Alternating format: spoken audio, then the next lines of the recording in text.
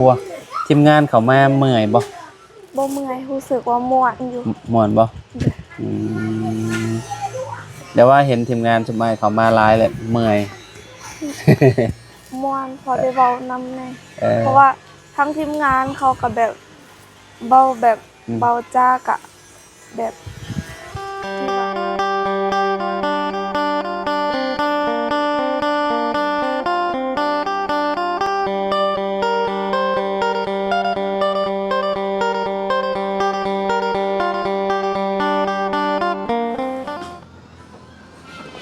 กราบสบายดีและสวัสดีเด้อพี่น้องปองปายเบิร์ดสุขูสู่คนเนาะ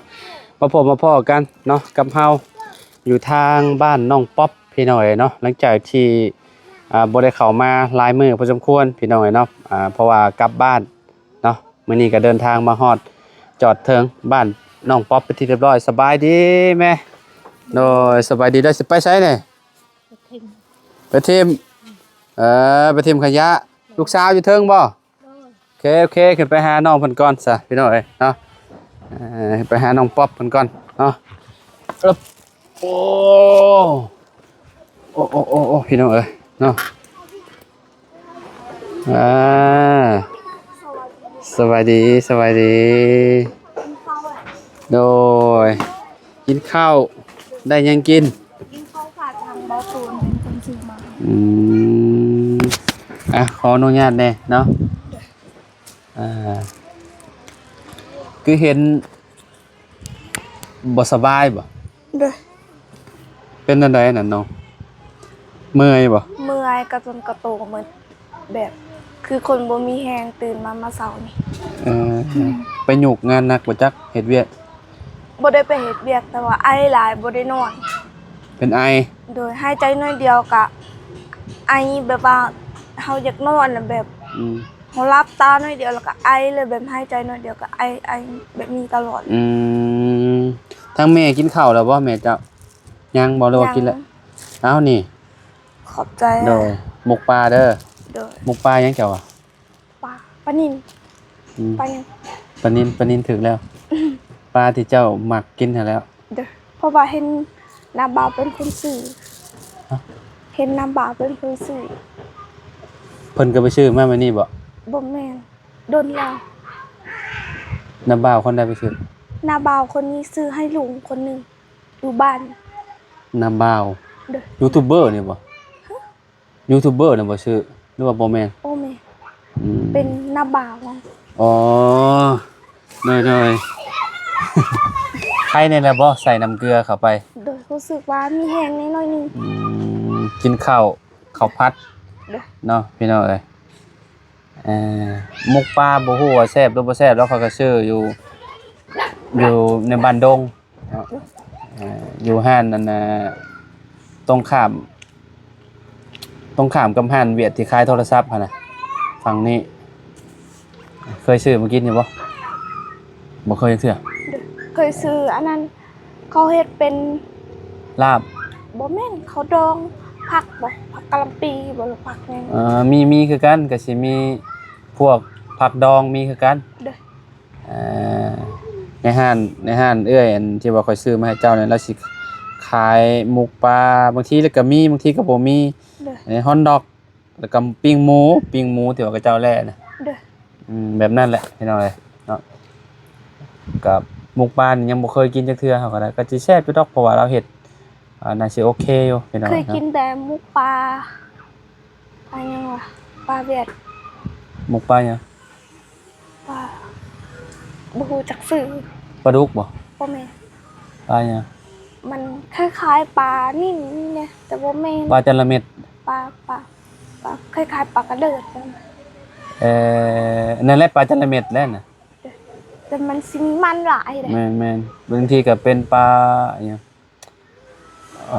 ปลาสวายอย่างไรนะปลานิ้นและแซ่บชุดและหมกใส่แบบเฮ็ดเองเนี่ยเป็นคนย่าเป็นคนเฮ็ดให้กิน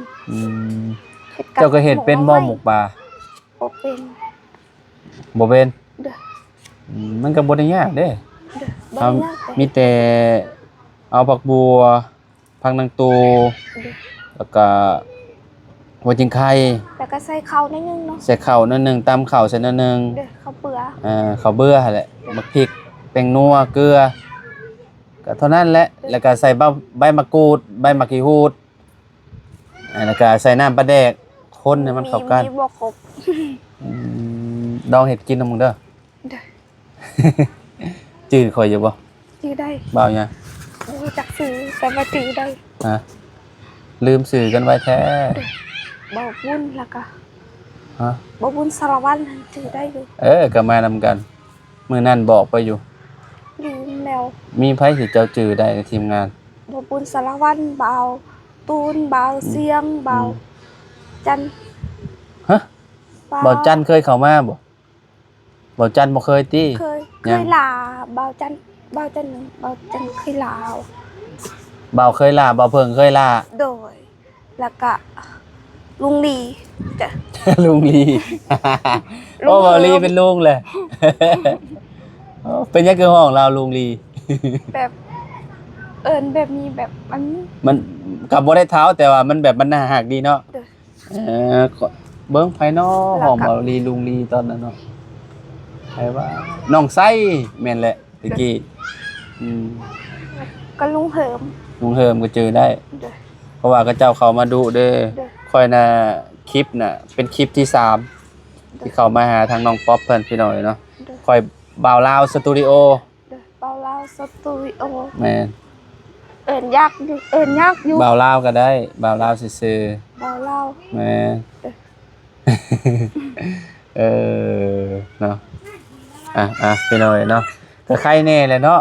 เด้อ ทอดแต่ด้นเติบแล้วอันน้ำเกลือเนาะ เด้อดนแน่นนิดนึง ใส่ประมาณจักทง ทงนึงบักไว้บ่นี่ มันตก ค่อยเป่งของเนาะไปใส่อยู่ในคลินิกบ้านดงนี่แหละว่า เด้อ เบิดไปเท่าใด เบิดไป500,000หาบ่แต่ว่าทางเบานี่ล่ะ อืม เป็นคนเอาออกให้เป็น บ่แม่นเบาเสียงบ่ เด้อเป็นเบาเสียงเป็นคนเอาออกให้ อืมโอ้แสดงว่าเบาเสียงแล้วก็ซอยเจ้าเนาะ โดย มียาพร้อมเหรอ โดยพราะว่า กินเป็นอยู่บ่ เป็นอยู่เพราะว่าอายเขาเป็นคนบอกเนี่ยแล้วก็หมอเป็นคนบอกนำ ไม่ใช่กินแบบใดเพิ่นเขียนมาอยู่ดอกบ่ เด้อ ใช่เพิ่นเขียนแบบใดใช่อันนี้กินแบบใดนี่ ตัวนี้1อัน อ๋อนี่แสดงว่ายาบำรุงเลือด เด้อ เช้าหนึ่ง ตัวนี้2อัน เช้าหนึ่งแรงหนึ่ง เด้อมันก็คือกันเนาะ อันนี้ยา กับตัวนี้ แก้ไอนี่นะ คือกัน ยาแก้ไอ กับตัวนี้ แม่นอันเดียวกัน 2อัน กินเช้าสองแรงสอง เด้อ เด้อ ตัวนี้ก็คือกัน เช้าสองแรงสอง เด้อ บ่ได้แม่นก็บ่มีก็บ่เขียนบอกว่าล้างอาหารเนาะ เด้อ น่าสิล้างอาหารนั่นแหละเนาะกินข้าวแล้วจึงกินเนาะ เด้อ อันนี้ก็ คือกัน เช้าสองแรงสอง เด้อ คือการน่าสิจื้อได้อยู่เนาะได้อยู่เนาะ ได้อยู่ เบิ่งคนคือสิบ่มีแฮงปานใดพี่น้อง แต่ว่าไข่แน่แล้ว ใครแน่แหละเนาะ เด้อ พัดลมที่เปิดนี่เบาลี่บ่ซื้อมาให้ เด้อบอลลี่ซื้อมาให้แต่ อืม บอลลี่ซื้อมาให้ตั้งแต่เมื่อคืนนี้ เห็นอยู่ให้เบิ่งในคลิปอยู่ เด้อ ซื้อแฟนมาให้น้องนั่นป๊อบแล้วอ่ะเบาลี่ เด้อก ลางคืนนอนก็สบาย โอ้แสดงว่ามองนี่เพิ่นเก็บเมี่ยนที่น้อยเนาะเก็บแบบสะอาดสะอ้านขึ้นกว่าเก่าแล้วเพราะว่าอยู่กันหลายคนเนาะมันลดจากอันน่ะ66แน่พี่น้อยมามื้อแรกเนาะแต่น้องมันคือจะเก็บเมี่ยนอยู่เนาะ โดย ลูกข่อยคือกันในเฮือนแม่เป็นคนเมียนลูกเป็นคนสะ แต่ว่าเครื่องของแบบว่าเก็บเมียนเพิ่นก็บ่ได้ยอมอันนั้นไว้จังดิ เมียนไปละเอาคือเก่า แม่นเอาคือเก่าเด็กน้อยเด้เนาะลูกข่อยเฮงอายุประมาณ3ปีกว่านั่น เด้อ ดื้อแฮงพี่น้อยเด็กน้อย คืออยู่ในเฮือนเนาะเพิ่นนั่นแหละเนาะ เด้อ บ่ติแหละพี่น้อยเมื่อกี้นี้เจอแม่จะอยู่ครั้งแรกได้เห็นหน้าแม่ลาวพี่น้อยเนาะ เด้อ เราเว้าลาวบ่ค่อยได้ปานใดบ่ บ่ได้เพราะว่าบางคำก็ได้บางคำก็บ่ได้เราก็ตอบไปแบบนั้นเลย ก็คือที่ดินที่เจ้าปลูกเฮือนนี่แบบเป็นของกระเจ้าเนาะ โดย เป็นของคนในบ้านแม่นบ่ โดย แต่ว่าเพิ่นเป็นแนวใดเพิ่นคือได้ให้สุกเจ้าปลูกเรือนปลูกชานอยู่ แบบเข้ามาเขาแบบเข้ามาอยู่นี่แล้วเป็นคนคริสเตียนแล้วแบบนี้ล่ะเขาก็เลยให้อยู่นำ พ แม่ ระเจ้าเป็นคนคริสเตียนบ่ โดย พระเจ้าเข้าคริสต์ โดย และบัดนี้ก็เจ้าเป็นเจ้าของที่ดินบ่อนนี้ โดย แต่จุมเจ้าก็เข้านํบ่บัดนี้ เขาอยู่แล้วแล้วบัดนี้แบบตอนนั้นมันยากแบบเขาไล่ออกเขาไล่มาแต่บ้านอื่น จุมเจ้าน่ะบ่หรือว่าลาวหรือว่าคนนั้น ชุมเจ้าหันเราก็คือกัน จุมลาวก็โดนไล่มาคือกัน โดย เอาบัดนี้เราก็ได้เป็นเจ้าของที่ดินน่ะ ไล่ก่อนเฮาแบบตะกี้เราสิเป็นอยู่เป็นคนอยู่ฝั่งเวียดนาม อืม แต่ตรงได้ย้ายออก เนี่ยออกจากพูดมาอยู่พี่ โดยบัดนี้ล่ะจุงค่อยอันเขาถึงไล่คือกัน จำเจ้าอยู่ไสแรก อยู่บ้านพุนไฮว่าแบบไล่เขาบ่ให้เขาคริสเตียนช่วงนั้นน่ะเขาบ่ให้เขา ๆอืม แล้วนี้เขาไล่ออกเวลาเขาให้มาอยู่บอนนี้ เอาจุมเจ้ามาอยู่บ่อนนี้ โดย แต่จุมเจ้าก็ได้มาอยู่บ่อนนี้ โดย เลยย้ายมาอยู่บอนนี้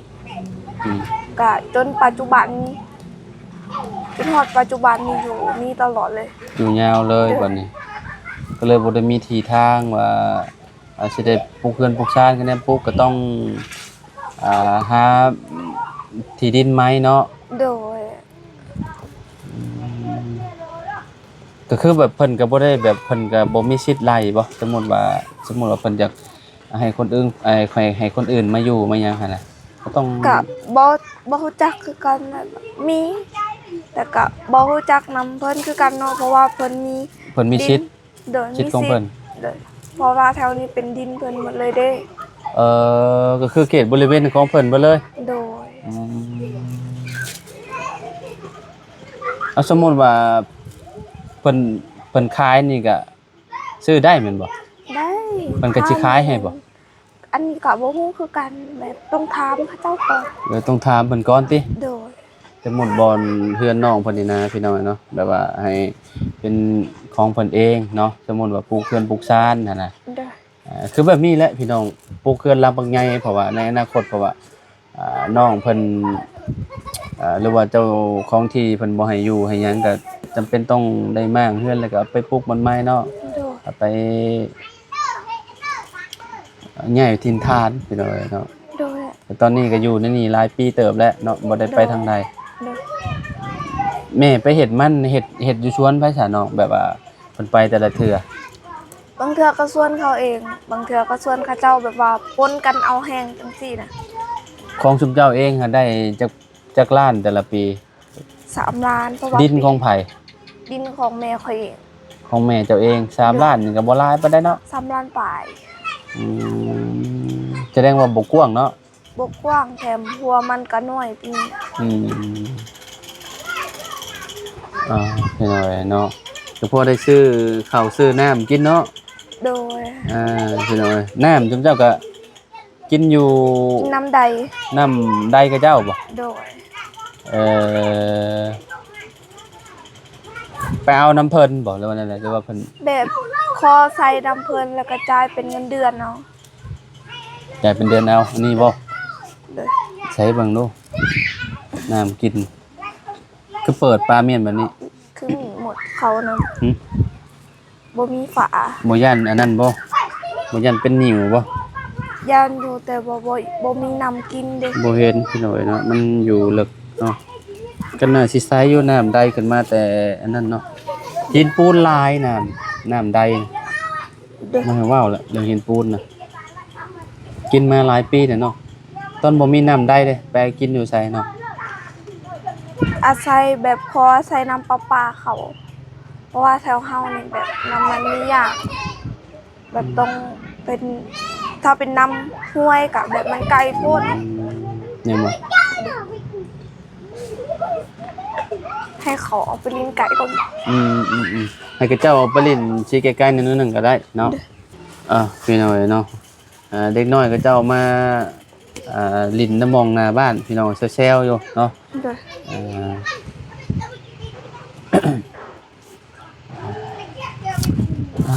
น้องป๊อปเมินไปเฮ็ดเวียกบ่น้อง โ โดยไปเฮ็ดเวียกคือเก่า สำนี่มาแล้วสำนี่เนาะ โดย ประมาณ5 โมงเนาะเลิกการเนาะ โดย อืมน้องเพิ่นก็ชีวิตก็น่าอีต้นเพิ่นอยู่พี่น้องเป็นเสาหลักเนาะครอบครัวทีมงานเขามาเมื่อยบ่ บ่เมื่อยรู้สึกว่าม่วนอยู่ ม่วนบ่อืมเดี๋ยวว่าเห็นทีมงานสมัยเขามาหลายแหละเมื่อย ม่วนพอได้เว้านำแน่ เออ เพราะว่าทั้งทีมงานเขาก็แบบเบาแบบ อืม เบาจากะแบบถือว่า เว้าจาดี คือกับคนกันเอง คือกับพี่น้อง โดย อืมโดยพี่น้องรู้สึกดีเนาะ โดย แล้วทีมงานเขามาเนาะ โดย อืมก็เลยก็เลยอยากถามน้องเพิ่นเนาะเพราะว่าทีมงานจำเฮาเขามาหลายเด้พี่น้อยเนาะเบิ่งมียังไผบ่ได้เข้ามาหาน้องเพิ่นนี่บ่าวจันเนาะยังบ่ได้เข้ามาบ่าวจันแล้วก็บ่าวเตียงก็เคยเข้ามาแล้ว เขาเคยมาแล้วเทื่อหนึง บ่าวเพิงบ่าวบุญบ้านป่าบ่าวยาวบ่าวตูนโอ้เกือบเบิดทุกคนแหละเนาะ โดย ยังเหลือแต่บ่าวจันทร์ผู้เดียวยังบ่ได้เข้ามาหาน้องป๊อปเพิ่นพี่น้อยเนาะ โดย มารอบนี้น่าสิเฮ็ดหน้าเพิ่นอยู่เนาะ โดย แต่น้องเพิ่นน่ะรู้สึกดีเนาะเวลาทีมงานเข้ามาเนาะ โดย เข้าไปซื้อให้ซะน้องกระซอง เบาเตียง เอาเตียง โดย เอาเตียงเอาให้เนาะ โดย โอ้ยเนาะพี่น้องเอ้ยเนาะ ทางผู้ใหญ่ใจดีฝั่งเพิ่นเป็นคนฝากมาให้ อืมโอ้โชคดีคือว่าโอเคแหละบุญของน้องพี่น้อยเนาะได้เข้ากระสอบหนึงนี่ก็ผมมื้อนี่ก็ประมาณ600,000 650,000บ่ได้กระสอบหนึง โดย ประมาณ 1,000 บาทนั่นแหละพี่น้องตีใช่เนาะ โดย เพื่อจะได้เงิน 1,000 บาทนี่ก็หาอยู่ประมาณสมมุติมื้อละแสนก็6 มื้อเลยเนาะ โดย คือน้องเพิ่นไปหาก็ต้อง6 มื้ออยู่แล้วพี่น้องเอ้ยเนาะสมมุติว่าไปหามาซื้อข้าวกระสอบนี้เนาะ โดย 50 โลนี่พี่น้องเอ้ยแต่ว่าเนาะเคสน้องเพิ่นก็ตอนนี้ก็เป็นหน้าสิหน้าสนใจพี่น้องเอ้ยเนาะกำลังเป็นกระแสเพราะว่าตอนเฮาเข้ามาแรกๆน้องเจอน้องเพิ่นอยู่นะกับบ่าวบุญ โดย เจอน้องเพิ่นอยู่แคมทางไปขายหน่อไม้ โดย สมมุติว่าเจ้าบ่ไปเฮ็ดเวียกเจ้าก็ไปหาหน่อไม้มาขายเนาะ มื้อนี้หันไปหาหน่อไม้อยู่แต่เช้าอะ เจ้าหาได้ โดย ได้จักทง แต่บ่ได้ไปขาย เพราะว่าต้องได้ มากิ ไป น บ่แม่นไปให้อันนั้นไปให้ลูกของป้ามื้ออื่นเพิ่นสิมื้อ หามาฝากเพิ่น โดยเพราะว่าป้าจงว่าอยากกินหน่อไม้ฝากให้หาหน่อไม้ให้แน่ เจ้านั่นกับป๊อปบ่แม่นเจ้านั่นกับน้องเลี้ยงน่ะเป็นหมู่กันแม่นบ่ โดย อืมคือแบบตะกี้แต่ก่อนก็เจ้าอยู่บ้านชายแดนเนาะแม่นแล้ววะ โดย หากับฮู้จักกันบางบ่โดนนี่บ่หรือว่าฮู้จักกันโดนแล้ว รู้จักกันดนแล้ว อ๋อ แบบตอนทำอิฐนั่นก็ลิ้นนํกันตั้งแต่เด็กน้อย อืม ตั้งแต่สมัยเด็ก เพื่อน น้ เรา อย ก็นี่แหละแอมแบบนี้แหละพี่น้องเนาะแบบว่าบ่ได้แตกต่างกับเพื่อนน้องป๊อปปานใด โดย เพื่อนน้องป๊อปนี่ก็ถือว่านักหน่วงอยู่พี่น้องเพราะว่าดินก็บ่แม่นดินเจ้าของปลูกเรือนเพิ่น โดย ปลูกดินในดินเพิ่นพี่น้องเนาะคันว่าสิปลูกหลังงามเลยมันก็ยากพี่น้องเพื่ออนาคตเพิ่นบ่ได้อยู่บ่อนนี้พี่น้องเนาะ โดย ยันได้ย้ายไปหม่องใหม่ก็ต้องได้รื้อได้ถอนเรือนหลังนี้ โดย เนาะนี่แหละประมาณนี้แหละเด้อพี่น้องเด้อเนาะคือสิผ่านพ้นอยู่เนาะหลังคามันเวลาฝนตก แต่ว่าอันนี้นี่ สา ติ ดมานี่ บนเรือเนาะ บ่เหลือ มื้อนั้นฝนตกแฮงเข้าเบิดบ่ บ่ค่อยได้เข้าเพราะมัน อยู่บ้านข่อยน่ะ บ่ได้ มื้อข่อย สาด เมื่อน่ะตก1มื้อพอดีเลย เฮ็ด แบบว่า อยู่ทั้งบาวบ่ฮู้จักชื่ออีกดอกเอา ฮะ ลง บ่าวหยัง ฮู้ไปน้ำอ้ายแล้วบ่ บ่าวบุญ โดยบ่าวบุญสารวัตร ตกอลีล้อนั่นน่ะจะเป็นเพื่อนกับบ่าวบุญแม่นบ่ โดย ตกแท้ตกว่าพี่น้อยเนาะตกแบบน้ำจะท่วมให้ท่วมคันแถวบ้านนั้นเพราะว่ามันมีนาเด้จนกระเจ้าสิตกกะอยู่บ้านข่อยดำนาเด้ใกล้สิฮอดฤดูมันเลยเด้อยู่บ้านเจ้าก็ซักเขาเนาะ โดย ว่าเดือน6เด้อเด้พี่น้องเดือน6ฝนตกลงมาก็พ ากันไถหุดแล้วก็หว่านก้าวบ่หว่านก็ยอดเขาพี่น้องเอ้ยเนาะฮอดฤดูมาแล้วนี่แหละคิดง้อเฮือนน้องป๊อบก็ได้พี่น้องเวลาฝนตกฟ้าลงก็ได้เนาะเพราะว่าเป็นจังกะสีแอบบ่ได้ทุกสิ่งทุกอย่างจังกะสีเบิดเนาะโดยมื้อนี้ได้พักผ่อนโดยบ่ได้ไปเฮ็ดเวียกเนาะบ่ได้ไปใส่น้ำเกลือเสริมพลังก่อนพี่น้องเนาะสงสัยแบบเลือดจางแน่เนาะมักเวียนหัวบ่มักเวียนอยู่บ่หัวโดยไปเฮ็ดเวียกแบบนี้หันแบบลูกค้าหลายอาจสิกินข้าวหันเวียนหัวเลยโดนแน่ประมาณ1 โมงบ่แบบเฮาก้มไปจังซี่แล้วตาเฮาแบบมันเวลาเฮาเงยขึ้นไปนี่มันอันนั้นบ่มันมึนอะไรมันแบบว่ามันวิ่งไปเลยบ่เดินแบบตาเฮามืดประมาณโอ้อันตรายแบบนั้นน่ะหน้ามืดแบบมันขึ้นมาในหัวแบบจนเฮาแบบต้องยืนก่อนหรือว่าหาแนวพิงก่อนโอ้แบบนั้นเนาะอันตรายโรคแบบนี้ฉะนั้นพี่น้องโรคโลหิตจางพระเจ้าว่าต้องเพิ่มพี่น้องกินยาบำรุงเข้าไปเนาะกินยาเบิดนี้ก็ไข้นี่แล้วเนาะเรียกว่ากินน้ำเฮโมบอยน้ำแดงเนี่ยผสมกับน้ำสะอาดกินทุกมื้อเนาะเฮาก็สิบ่มักเวียนหัวปานใดหรือว่าเจ้ามักนอนดึกบ่ค่อยได้นอนดึกปานใดประมาณ 7-8 โมงนอนแล้ว9 โมง9 โมงก็บ่ดึกปานใดเนาะธรรมดาคันเวลาบางเทื่อไปดิ้นน้ำหมู่หันแบบน่าสิเป็นมื้อวันเสาร์นี่ก็ประมาณ10 โมงกายกันสิดึกหลายสุดแต่ก็มีบางมื้อบ่ค่อยได้ไปลืมถามเจ้าว่าวันหยุดเจ้าวันหยังเฮ็ดเวียกเป็นวันอาทิตย์นี่เด้อเฮ็ดแต่วันจันทร์ฮอดวันเสาร์เนาะโดยแล้วก็พักมื้อนึงวันอาทิตย์พี่น้องโดยเงินก็เจ้าจ่ายให้เลยบ่วันเสาร์บ่สมมุติว่าเฮาเฮ็ดครบมื้อสิจ่ายเขาสิไล่เป็นเดือนจ่ายเป็นวีคหรือจ่ายเป็นเดือนเป็นเดือนฮอดเดือนก่อนจึงให้คิดว่า15มื้อจ่ายเท่านึงบ่แม่นเนาะโอเครู้เรื่องพี่น้องเอ้ยเนาะลองไปซิมเบิ่งเด้อหมกปลาเด้อน้องป๊อบเด้อเนาะเอาให้แม่เจ้ากินนั่นแหละน้องๆเจ้าหั่นแหละเนาะพากินข้าวข้าวแรงพี่น้องเอ้ยเนาะประมาณตอนนี้7 โมงบ่แม่น6 โมงปลายแล้วพี่น้องเอ้ยโอเคไปปะแล้วอยู่ดีมีแฮงพี่น้องจังได้ก็ขอบใจก่อนโดยน้องเพิ่นสิขอบใจพี่น้องโดยไอ้สิ่งหยังลืมแล้วบ่าวลาวสตูดิโอขอบใจทางบ่าวลาวสตูดิโอเด้อเฮ็ดหยังจับหยังก็ขอให้เป็นเงินเป็นทองขอให้อยู่ดีมีแฮงขอให้ร่ำรวยสาธุโอเคขอบใจคือกันดีไวๆเด้อโดยน้องไปใช้แล้วบ่เงินจื้อได้อยู่บ่ยังเก็บไว้แบบบางคนเขาเห็นอ้ายเอาลงคลิปมันก็มาขอซื้อน้ำก็มี100,000ว่ะไผมาขอซื้อคนอยู่ในบ้านเนี่ยแบบว่าสิใช้อยู่ในเคสโทรศัพท์จังซี่คือเจ้าอยากได้เงินนำเจ้าอยากมาซื้อเอา100,000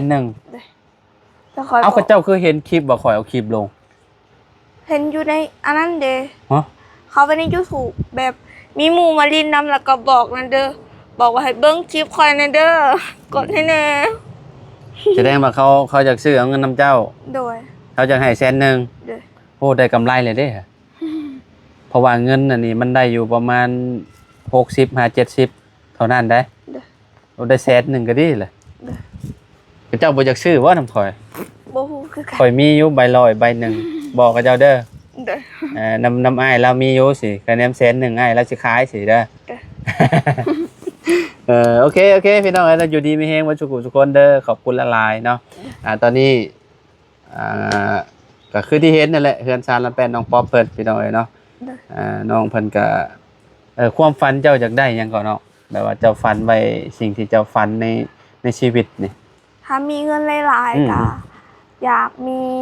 เพื่อนกับรถแบบมีเพื่อนก็สิสบายใจน้อยๆนึงยามเวลานอนเวลาไปไสแบบ